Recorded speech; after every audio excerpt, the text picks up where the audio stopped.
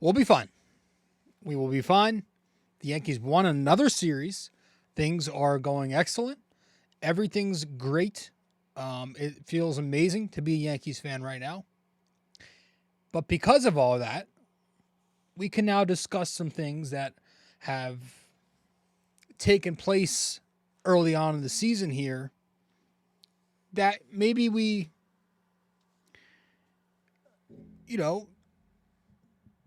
should be discussing now just in case it becomes a actual problem later. I think that's the best way I can word this. Welcome to episode 665 of the podcast. Let's go. Welcome to the podcast. I'm your host, RJ Carbone. You are listening to BD4, where there's no better way to get your Yankees and Knicks analysis. We also do MMA. Yanks every series, Knicks every game, MMA on occasion. Let's get to it. Anthony for three. That one goes down, and the game is tied. Take this chance to absolutely nobody. The Yankees are champions of baseball.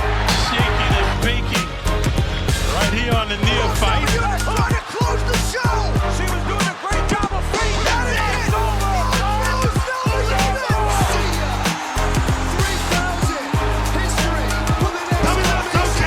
Don't you regret not coming to the net? Don't you regret not coming to the net?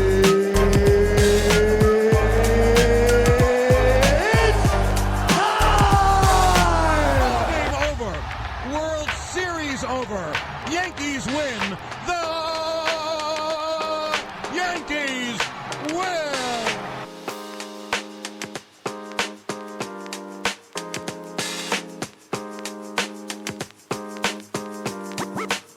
All right. Welcome to the show, everybody. Episode 565. Episode 665 of the podcast. Welcome to BD4. The Yankees are now 5 for 5 in series this year.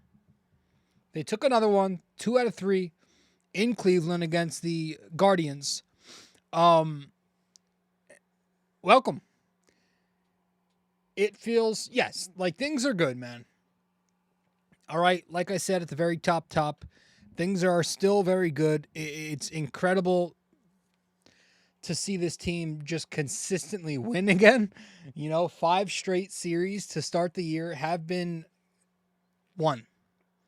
And like any people are discounting the Yankees winning against some of these teams like Arizona, Houston, Toronto, because those teams aren't winning yet, despite it being April fucking 14th. They just took 2 out of 3 to a team who had the best record heading into this series. And they did it pretty easily by sweeping the doubleheader, taking the lead in game 1 in the 6th inning, and then blowing out the Guardians in game 2. All right. And today you could, could have been a win had they not, had Gleyber Torres on the team. But they've been consistently doing the job. They won't get credit for it, though. They won't get credit for this series because, listen, it's fine because the Yankees are back to being good and hated again. And I love that. I love the fact that the Yankees are back to pissing every other fan base off when they win, so that fan base has to find something to scratch and claw and nitpick at. That's what us Yankees fans have been waiting for a while. And we're getting that again from this Yankees team because they're winning, because they are now 5 for 5 to start the season. So that feels amazing. They're back to being good and hated, and you can make the case, well, if you just said April 14th, you could say the same thing for the Yankees being good. No. The Yankees had their worst season in decades last year, and they still were above 500. And that was without Aaron Judge for most of the year, for 2 months, and without Juan Soto for the entire year. They're fine. And because of the fact that they're such a good team this year and that they're going to be back into the playoffs at the very least, I feel confident in saying that, we can actually discuss some problems now on some of these episodes. And so we'll be discussing a few issues in this show. But welcome to episode 665. A couple of in-house things before we begin. Before this series, during this series, you found out a couple of things. Garrett Cole played catch again, got through it cleanly. DJ LeMahieu is getting close. Not much else there, but he should be back within, I don't know, the next few weeks, I would say. John Birdie, though, is not going to be back. He went to the DL with a groin injury that was labeled officially as an adductor injury. I don't know what that is, but a groin injury, which is kind of a blessing in disguise for Oswaldo Cabrera, right? But like at the same time, he goes down at the worst time when you look at the other side of the infield, and you got that jackass doing his thing. And Kevin Smith is now up with the team.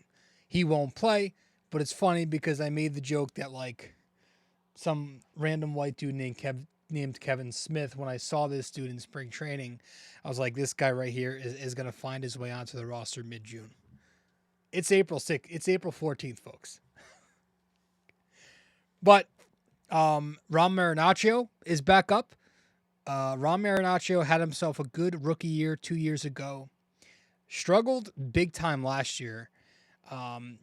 It's good to see him back up. Didn't get off to a great start when they pitched him in the 9th inning, I think it was, of one of yesterday's games.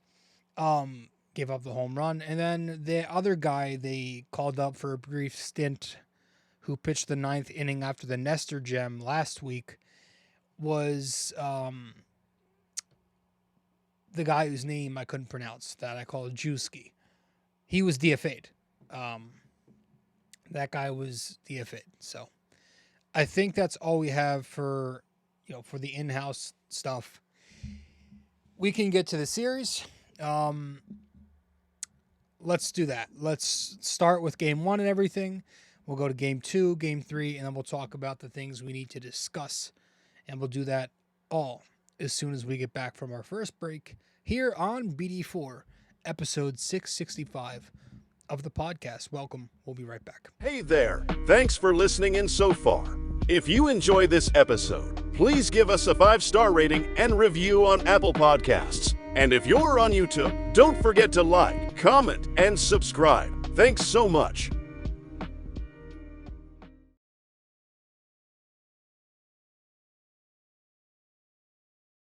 All right. Welcome back to the show. Welcome back to episode 665 of BD4, where there's no better way to get your Yankees and Knicks analysis. Yanks every series, Knicks every game, MMA on occasion. What a fucking card that was last night. We will discuss that here on the show soon. Talking New York Yankees in this one, they played the Cleveland Guardians in Cleveland this past weekend, took 2 out of 3, won the first game by a score of 3-2. This was Clark Schmidt, the righty Clark Schmidt, going up against the veteran right-hander Carlos Carrasco. Top of the second, the Yankees get a run off the Grisham double play.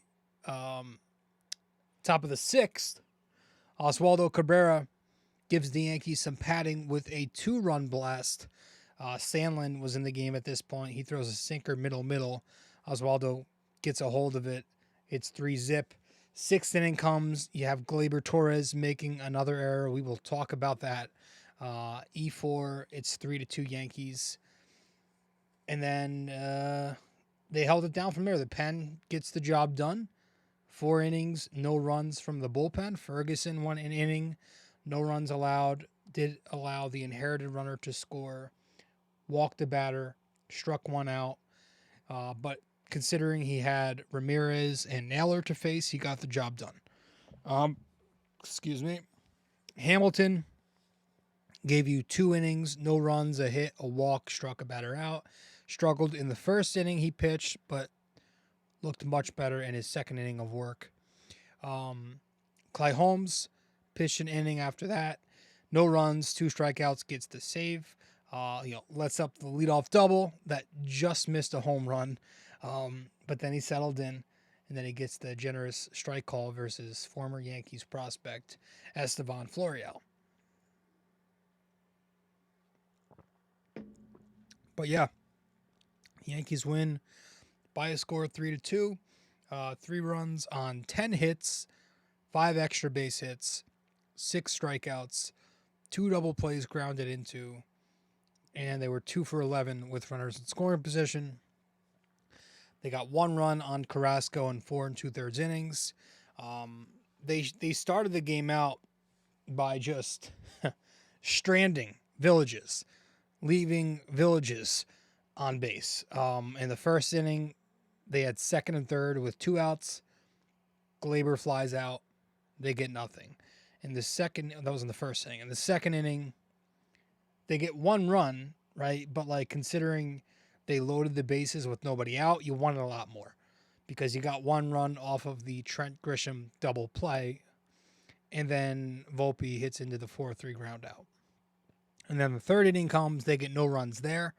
They had second and third, nobody out. Oswaldo K's, and then they had the bases loaded with 1 out, and then who but Trent Grisham hits into another double play. Fifth inning, you had Judge and Rizzo work 2 out walks, and then Gleyber hits into the 5-4 force. But they pitched well. They had a lot of guys with multi-hit games. Again, they put runners on. They just didn't have great offense. Great execution. But yeah, like Judge was 2 for 5 with a double in this game. Rizzo was 2 for 3. He doubled, walked.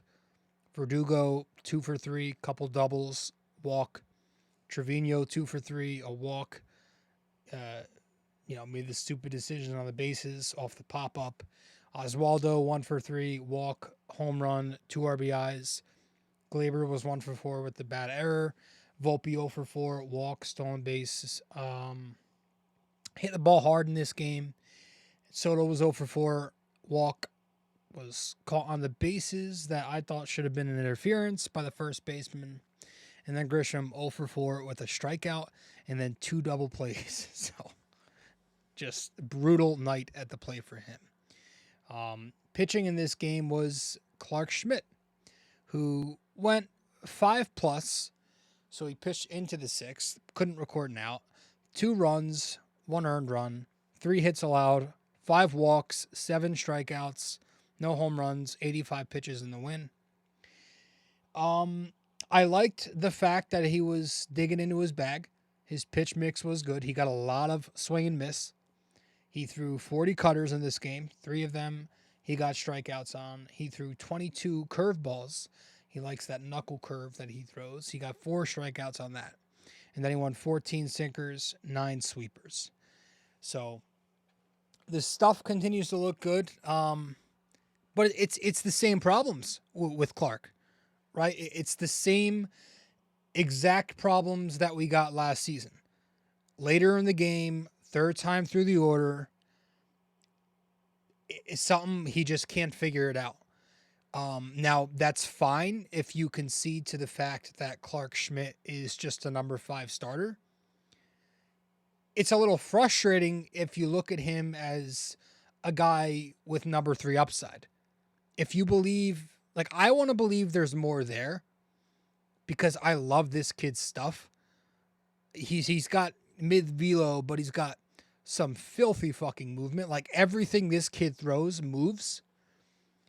So the fact that he has trouble getting past the 5th inning, getting to the 5th inning at times, is really frustrating because his stuff moves so much and he's got such a diverse pitch mix to where he can do many things with that fastball. He can cut it, sink it, and then he's got the off-speed slider, sweeper, the knuckle curve. I want to believe he can do more, but he's just not shown a single improvement in terms of getting through that third time through the order. And it's the same, it's the 5 walks. It's the extra base hits, the hard contact. He's putting runners on base early in the inning. It's the traffic on the bases. He just can't figure out a way to be more efficient. And that's going to limit him from taking that next step. And that was it for this game. You know, Jeff Nelson said the word slut on TV, kind of. They were talking about Jeff and Flaherty were talking about Ian Hamilton's Slambio pitch, and Nelson was like, what would you call a slider and a cutter? And he was like, call it a slutter. Does he throw a slutter? And Flaherty was trying to hold back, kind of chuckled at it. I thought that was funny. But yeah, game 1 was a victory, again 3-2. And then game 2 came, the nightcap of this doubleheader, and the Yankees swept it. They took game 2 of the series by a score of 8-2. This was the Cody Poteet game. Cody Poteet, the right-hander, took on young prospect Tristan McKenzie, right-hander. This guy is about 8 feet tall, 100 pounds soaking wet, but he's got great stuff. Top of the first, Rizzo knocks the RBI single. Stanton with the walk with the bases loaded. It's 2-0. Top of the fourth, you get the Volpe line drive RBI single. Fastball in, takes it, rips it, runs, scores. And then Juan Soto comes to the plate, gets a middle cut fastball on a 3-0 count. Stupid decision. And he mashes it for a 3-run bomb. And all of a sudden, the game's blown open. It's 6-0. You get Oswaldo Cabrera and Wells with some RBIs in the 5th inning, 8-zip. Estevan Florial, solo bomb in the bottom of the 5th, 8-1. And then Naylor with a solo bomb off of Marinaccio in his season debut in the 9th inning to make it 8-2, but that'd be it. 8 runs for the Yankees on 9 hits, 3 extra base hits, 4 strikeouts, a double play hit into, and they were 4 for 15 in scoring position.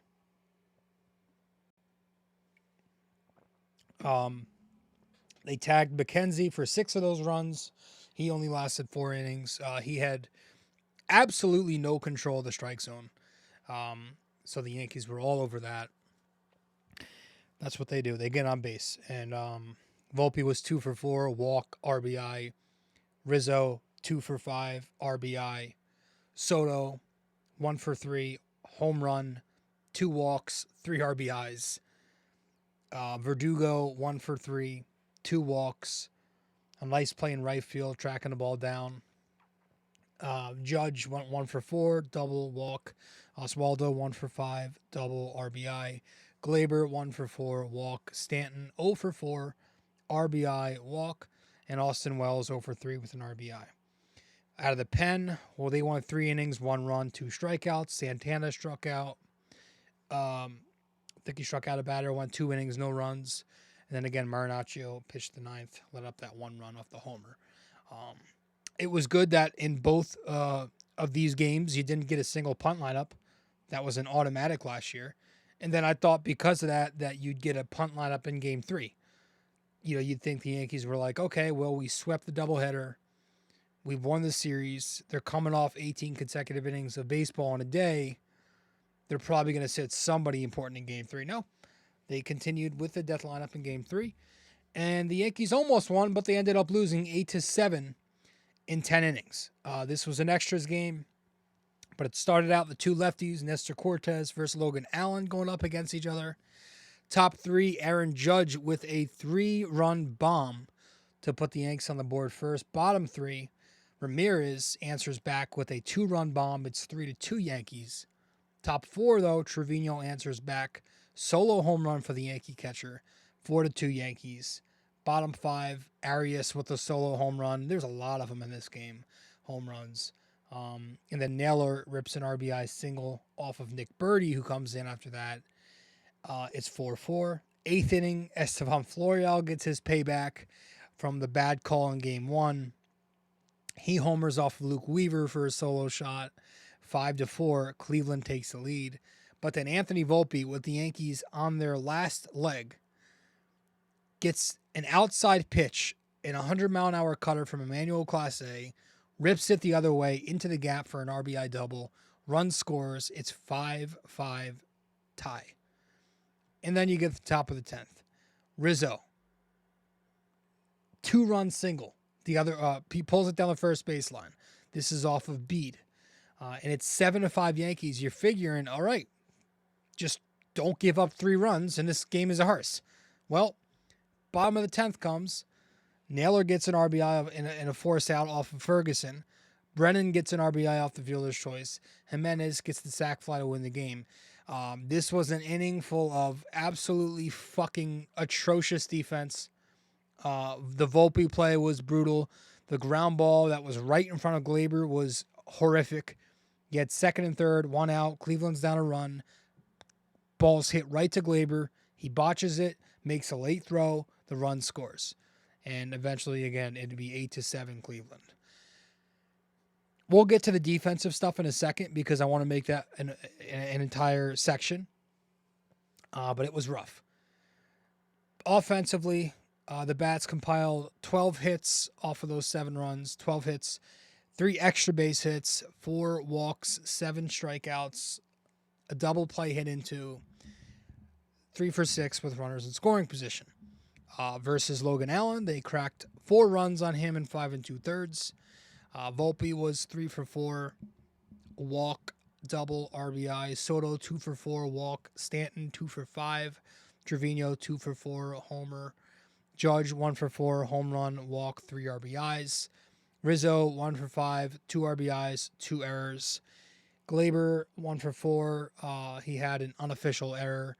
Verdugo 0 for 4, walk, double play. Oswaldo 0 for 4. Nestor Cortez was the starter again in this game. 4 innings on his final line, 4 runs, 5 hits, a walk, a hit batter, 6 strikeouts, 2 home runs allowed, 94 pitches, and the no decision. Yeah, like I'm starting to believe that this is just who he is. I think that Miami game was a fluke. I don't think that Nestor's back. I think Nestor is just like he's here. This is who he is. You know, some stupid pitching in this game. Like, why are you throwing a 1-2 changeup in the zone to one of the best hitters in baseball, Jose Ramirez? I don't know. But yeah, like it's the same. Like the concerns we had about Nestor not being able to go past 4 or 5 innings last season are coming to fruition again this year.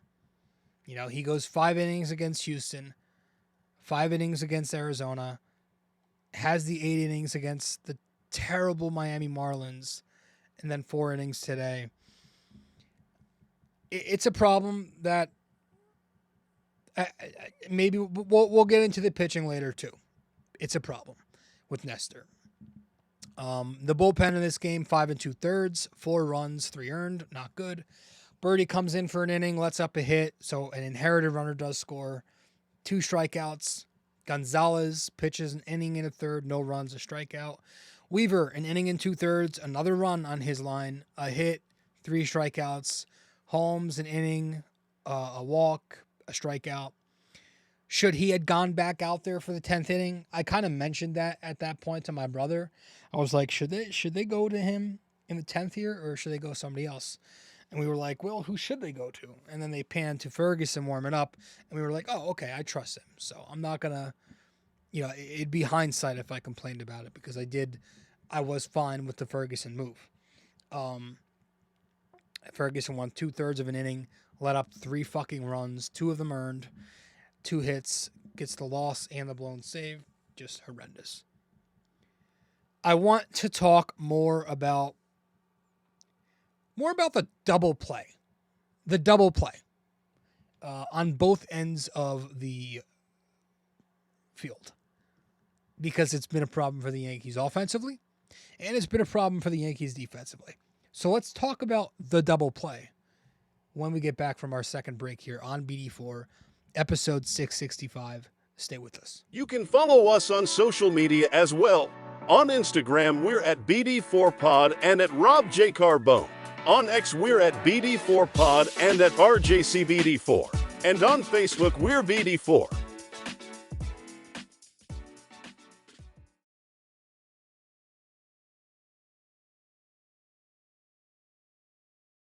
If you're interested in our website, just go to www.bd4blog.com. You can subscribe to our blog on there right on the front page. Just like on the podcast, we cover Yankees, Knicks, and MMA. Also on our website are the links to the different platforms for the podcast. Thanks so much.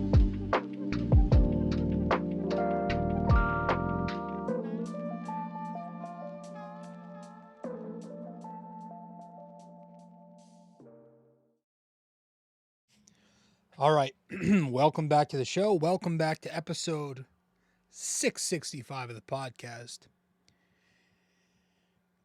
It is a problem. Let's start with the infield defense. It's a fucking problem. You know, so far this season, you really can't point to a strength in the infield outside of third base, because both the catchers, even Trevino, have not impressed me defensively. They've dropped some fly balls. Other like base runners are running all over them. You go to first base though. I don't know what's going on with Anthony Rizzo. He's been pretty horrific defensively so far to start the season.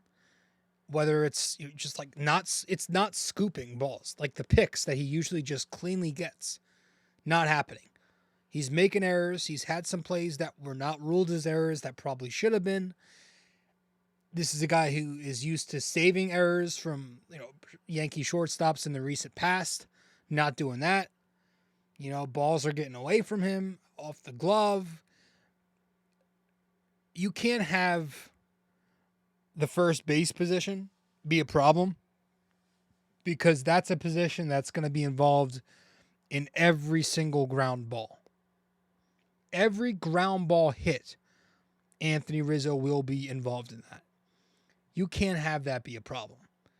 I want to, choose to believe that that's going to be fixed ASAP, because Anthony Rizzo is a guy who's been historically sharp at first base. I'm not saying he's been Mark Teixeira for them, but I am saying he's been very good defensively for the Yankees. And for the matter, he's been very good over the course of his career. He was with Chicago as well. So that's been bad so far. Like, he's looked very ugly. And, you go to Anthony Volpe at shortstop. Volpe, I think this is the same issue that we've been talking about with Anthony. It's the transfers. That's where he has problem on the transfer. It's those double plays that he's got to turn when he has to rush his throw and the guy's running down the line. He's got to get the first out, then the second out. Like when he's on the second base side of the infield, making the throw for the double play, he's not executing that. And that's becoming a consistent mistake or a consistent theme.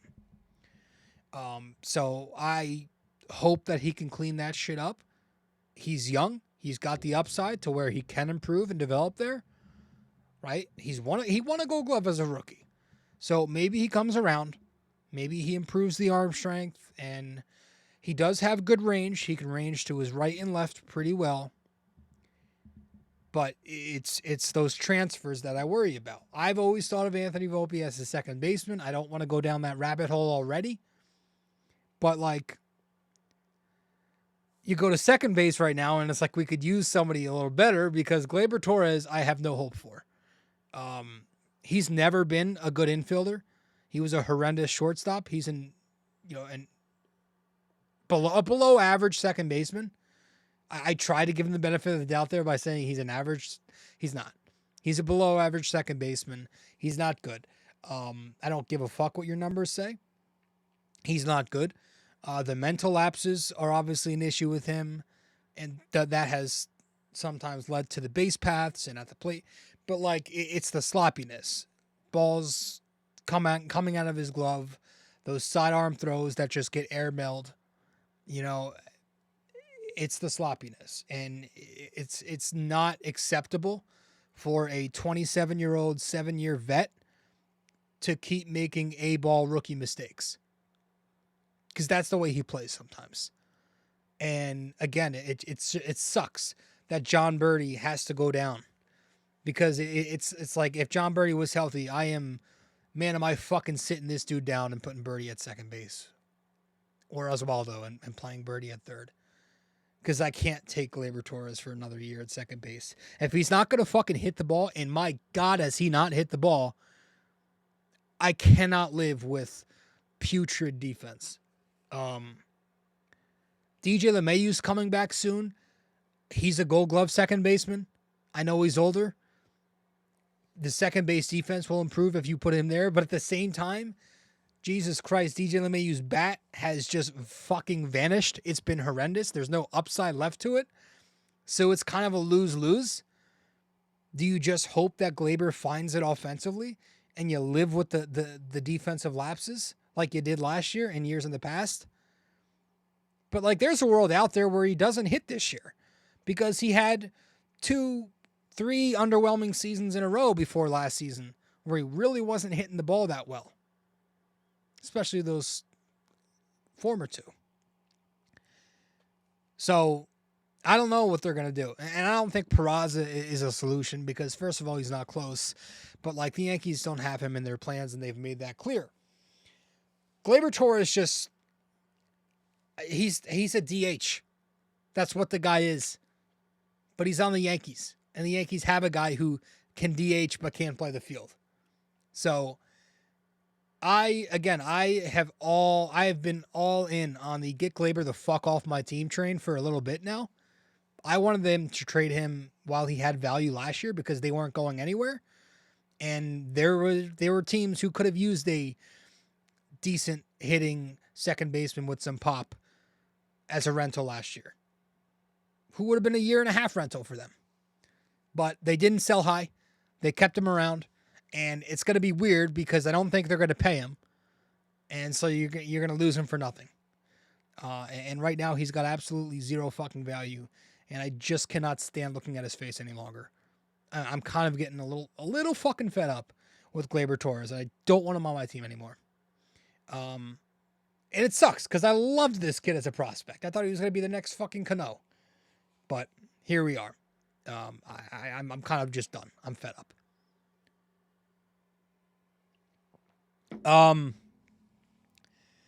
Yeah, these ground balls that we bought, like, we have a lot of pitchers on this team who throw 2-seam fastballs, sinkers.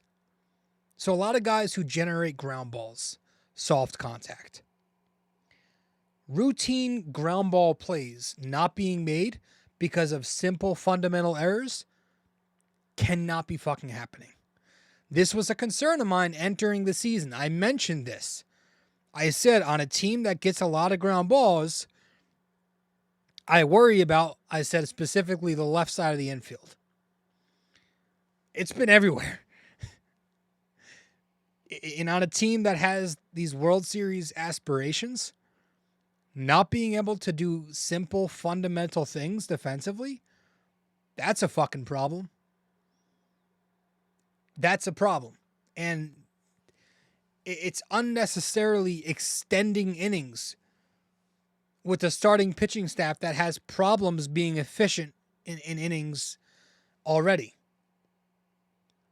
And that's a domino effect, because they extend innings for the starting pitchers. You got to go to your pen sooner. You keep going to your pen soon and use all these guys. That taxes them, and now you're fucked the next day. And, the more relievers you use in a single game, the more likely the odds are that one of them is going to be off. Nothing annoys me more than simple fundamental mistakes. And the Yankees just, right now, their infield defense is a fucking clown show. And I think Gleyber Torres is the poster child for that. And then you go to the plate. Because if we're talking about double plays, the Yankees have been pounding the ball into the dirt time and time again this year. Now, I saw a comment on the interwebs that said, well, when you get on base a lot, that's going to happen. It's all good. That can't be, that's the worst cop-out. And so I fucking dug into it. I'm like, hold on a second. Let me fucking look, because the Yankees are third in on base and they're first in ground ball double plays. But I kept looking. Second place in on base percentage are the Brewers. They've hit into the 28th most double plays. The Atlanta Braves are first in on base this year. They're 12th in double plays. The Rangers are fourth in on base. They're 9th in double plays. The Astros are 5th in on base. They're 12th in double plays and into. The Pirates are 6th in on base. They're 27th in double plays and into. The Dodgers, 7th in on base. They're 18th in double plays and into. So every single one of those top 7 teams, besides the Yankees, don't really hit into double plays all that much. The 9th most is the closest one. That's a bullshit cop-out. That's an excuse for your precious Yankees. Just say shit how it is sometimes. It's a fucking problem. And it's a product of being slow. They have a slow team. And not hitting the ball in the fucking air. And I'm getting really fucking tired of it. But like, you know, I don't want to start bitching about things like this when we're 12-4, but the Yankee lineup is currently 14th in runs scored. And I just feel like that should not be the case when they're third in on base and they're first in walks and they have a lineup that they do like this. You know? Not to mention, if we're talking fundamentals and stuff, they've been bad on the bases all year. You know, and in this series alone, you got Soto getting doubled up in game 1 at first base. You got Trevino trying to stretch a bloop single into a double. He gets called out. Stanton did the same thing today. He gets called out. And then Soto today with the delayed steal attempt, he gets caught. And all year, you just got the whole thing where they're going on contact automatically. That's made its return. Not working out great. But it's the double plays that we can't field. And then when you combine that with the amount of double plays they're hitting into, it's not a good combo. Now, the positive, I want to get to a positive because they won the series. I just bitched like a spoiled Yankees fan. I want to get to a positive.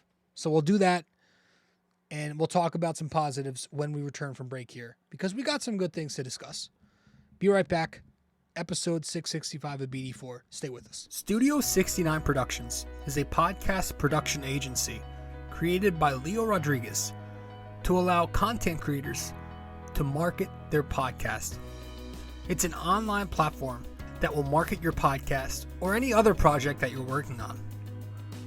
Get in touch with Leo Rodriguez from Studio 69 Productions. You can find Studio 69 Productions on Instagram at Studio69NJ. Studio 69 Productions, where dreams are heard and born.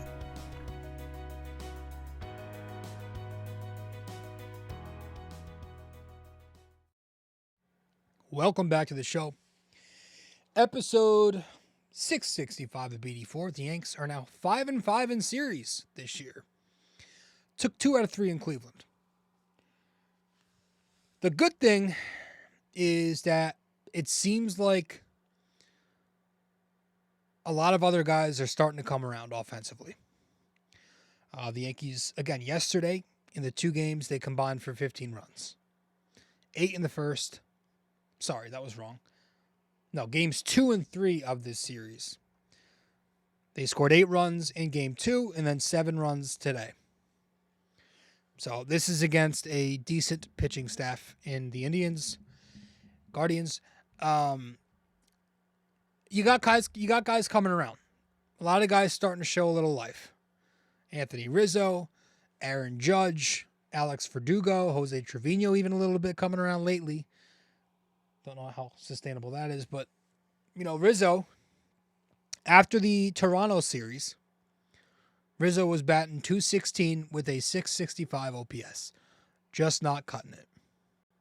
In his last 6 games, he's batted .360. So on the year, he's up to .274 with a .712 OPS. Still would like to see that OPS a little higher. But he's starting to come around. He's hitting fastballs again. He's picked up some clutch hits. He's making more contact. Aaron Judge who this is interesting because I feel like it's been a lot worse, but like in his first 6 games, he was terrible. Batting 125 with a 381 OPS, folks. That's OPS. But since then, he's actually been better than I thought. In his last 10 games, he's got a 265 average, a 468 on base, 8 RBIs, and 13 walks.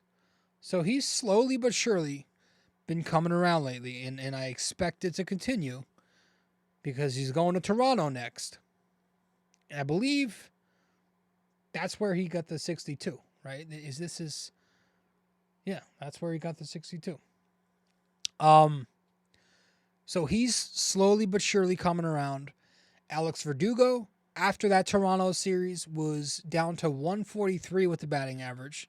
Now, obviously, today was awful at the end for him. I didn't like that he didn't really run hard down the line. Got to take a second look at that. But in his last 6 games, he's got a 350 average, 7 hits, 6 walks, 6 runs, a 500 on base, and 2 RBIs. So he's now got his numbers on the year up to 218 with a 715 OPS. Not good, but improving. And he's hitting pitches in the zone. That's what I like. That's what indicates that he's going to turn it around to me. So, yeah, those guys are super important. You know, like Soto's been doing his thing. Volpe's been doing his thing. So those 2 guys are getting on base 1 and 2. They need Judge to start hitting. So the fact that he's starting to come around now, whew, the American League might have to watch out. And then after those guys, you're going to need one of the vets to produce in Stanton and Rizzo. Stanton's been pretty good this year, and to see Anthony Rizzo show a little bit of life as the lefty, that's very important. And if you care, again, Jose Trevino, in the 2 games that he played in this series last night and this afternoon, he went 4 for 7 with a walk, single, homer, RBI. So we'll talk about the catching thing in a second. I want to hand out. I want to tip my cap. All right, so let's tip our cap to our first Yankee, and that's going to be Anthony Volpe. Anthony Volpe, I tip my cap to you. I thought he had a great series, man. Another one. 5 for 12 this series was Volpe. 417 average, an 1183 OPS, a double, 2 RBIs, 3 walks, did not strike out once. 3 runs scored, 6 total bases, and 2 stolen bases for Anthony Volpe. And now on the year for Volpe, if I can get that up here, here we go. He's got a 382 average on the season, a 477 slug, on base, a 564 slug, and a 1041 OPS, 4 doubles, 2 homers, 8 RBIs, 10 walks, 9 strikeouts for just a 13% or 14% K rate.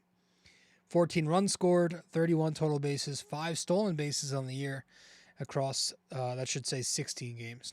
That's 15. That's right, because he did miss that 1 game. Yeah, and this is Anthony Volpe's second cap tip of the season. So, good for Volpe. It's so good to have him hit. That's like, I'm looking at the camera, and this has really been bugging me all episode. If you haven't been able to tell, I'm sure you have.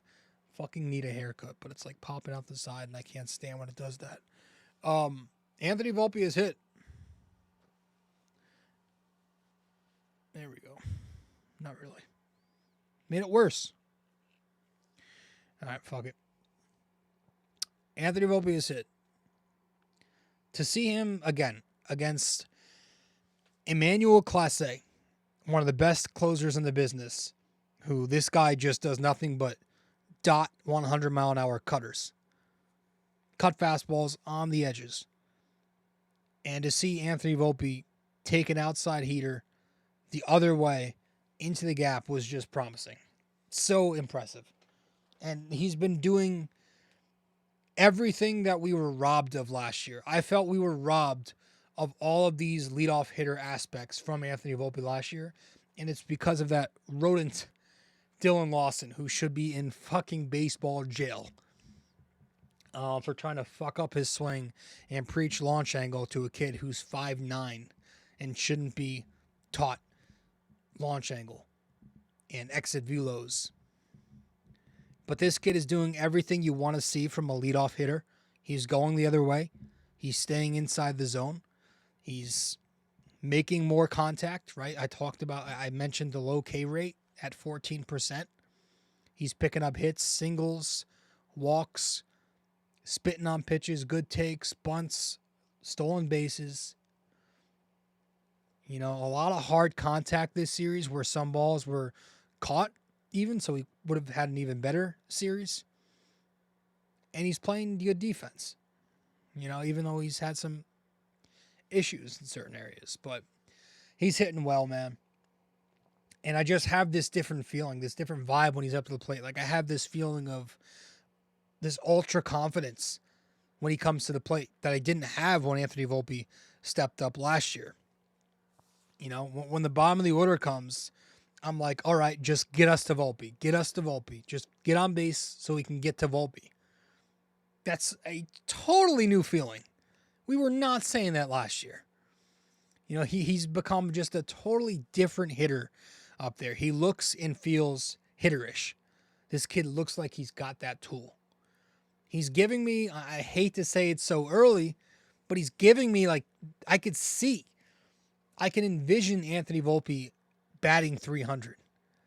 I could see this being a thing. Now it's again, it's super early and 300 hitters are so rare today. You get less than 10 of them usually per year. But like, this dude's got everything to be a high average hitter. You know, he's got everything to be more than what I was predicting for him coming into the season. I said he's going to be a guy who hits maybe 250 this year. I said hit 250.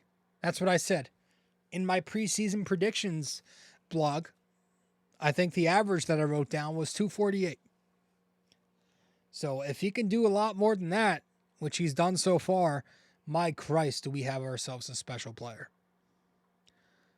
But this feels like what we should have got last year, right? When everyone was excited, when they saw that social media post of Volpe coming into the office of Boone and everybody during spring training, and he gets called up and he's excited, everybody was thinking of exactly this. What we're seeing right now, that's what people were thinking of, and that's what we're getting. So that's what gives me hope that maybe this is authentic. So, gosh damn, it's nice to see Volpe doing this. I mentioned that we were going to talk a little bit about the catching situation, because that's a little interesting to me. Trevino, couple clutch hits today, right? The home run that ended up being important because Nestor couldn't get the shutdown inning, and then he hit the single there late in the game. He's hitting fastballs, and most importantly, because of the role he's in right now, he's hitting left-handed pitching. And then you go to Austin Wells, who's just not hitting a lick right now. Eventually, not now, because he's a young player who needs more opportunity, but eventually he's going to need to give the Yankees more than just solid at-bats. Well, he went the other way. He's hitting it hard, and you know the expected numbers are good indications. Like, eventually the results are going to have to be what we look at. Now, one part of me is like, Trevino historically hits adequately against left-handed pitching, so keep the platoon because Wells isn't hitting at all. The other part of me is like, maybe I want to scrap the platoon and just give Wells the full deal, give him the reps just so he can get into more of a rhythm and get more consistency. I also don't want to limit Austin Wells' development by just shutting him to being this platoon lefty on righty bat in his rookie season. I don't know if that's healthy for his development.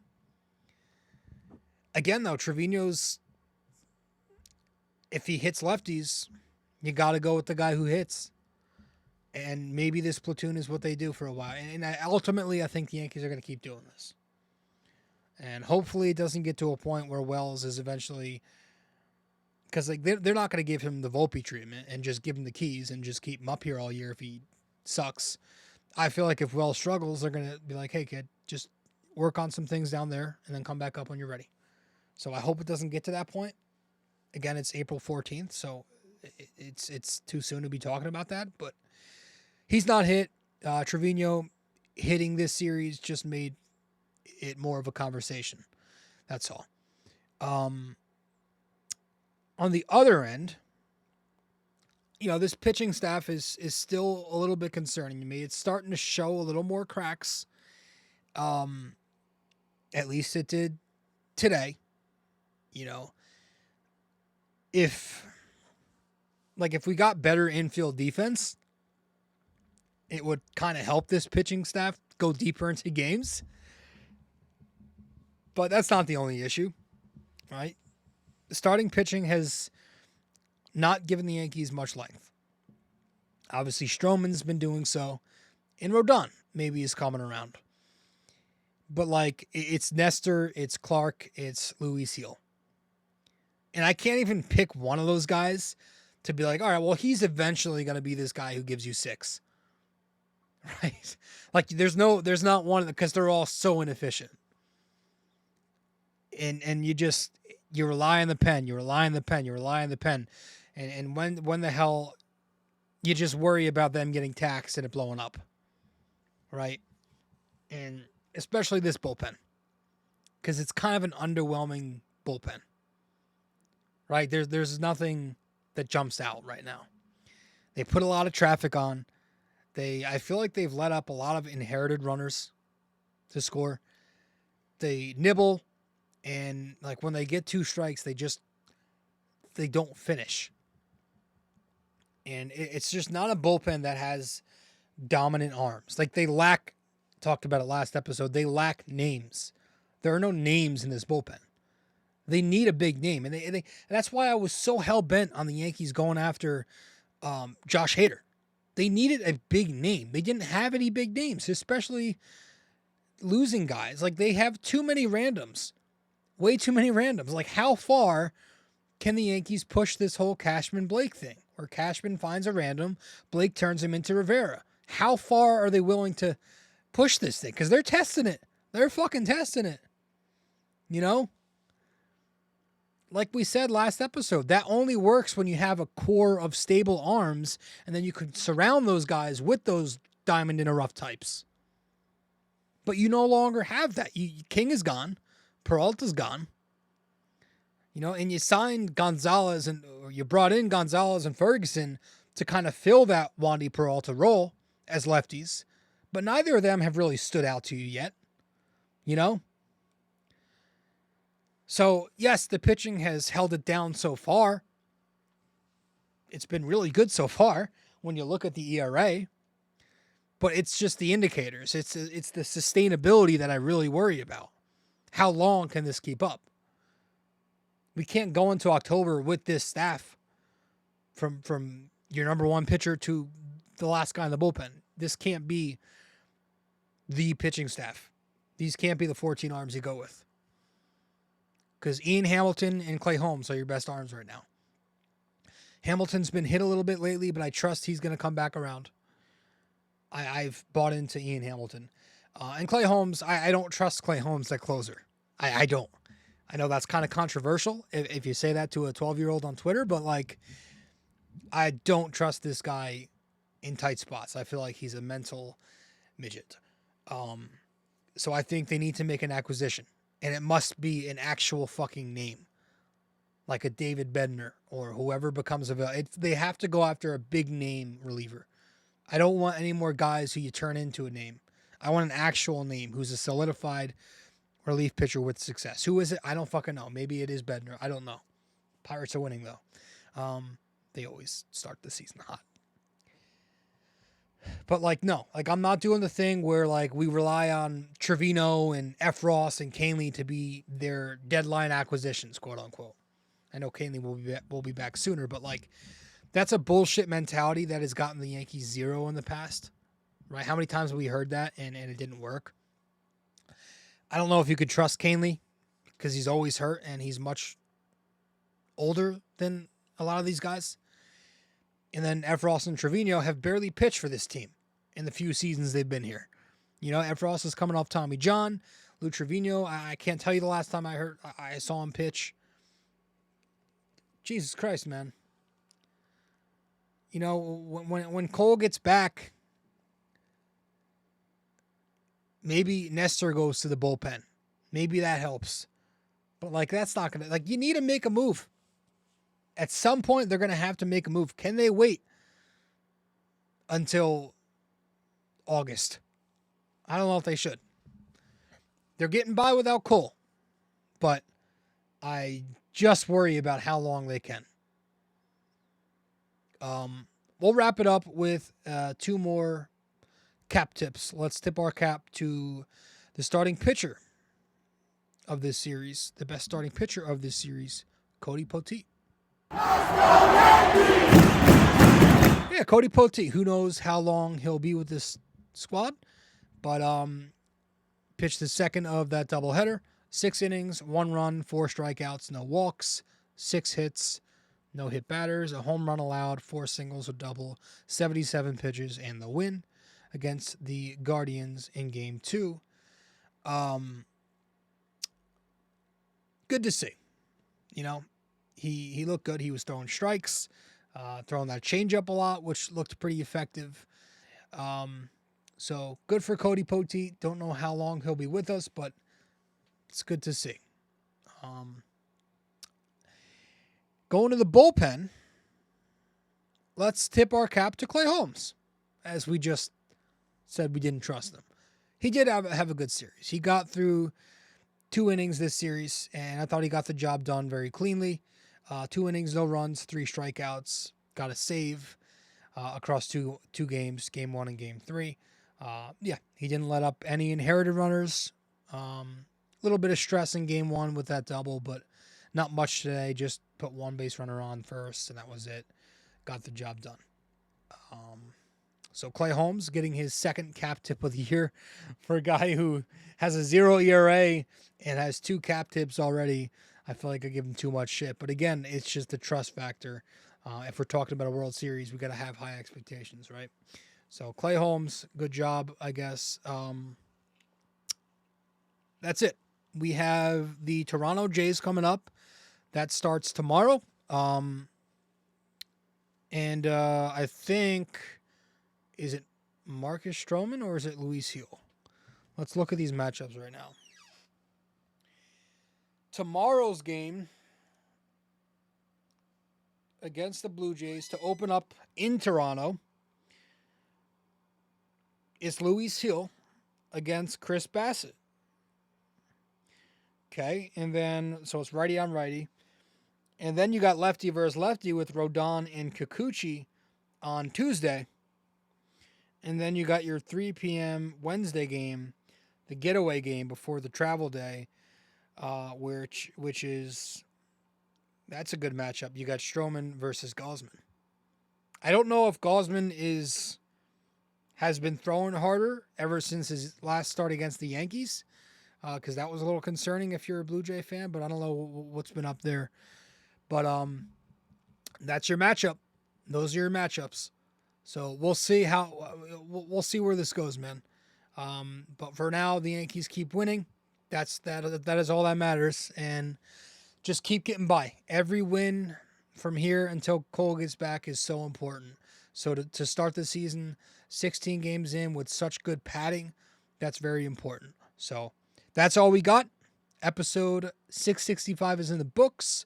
Yanks now 5 for 5 in series, so we will head to our final break, get back, and wrap this shit up with our trivia question, and then that will be it. Stay with us.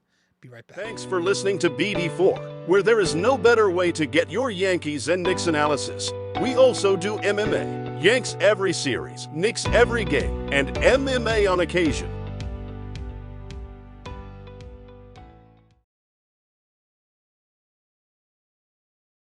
All right, so let me just take a sip.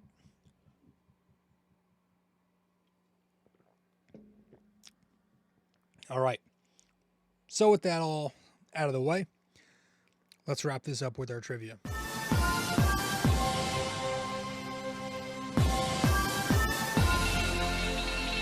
Need a haircut.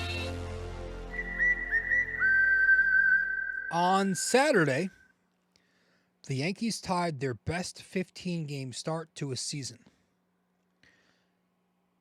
When was the last time they began 12-3? On Saturday, the Yankees tied their best 15-game start to a season.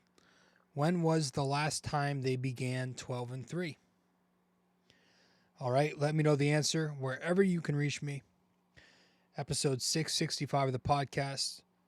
One last time, our trivia here. On Saturday, the Yankees tied their best 15-game start to a season. When was the last time they began 12-3? So let me know the answer wherever you can reach me, folks.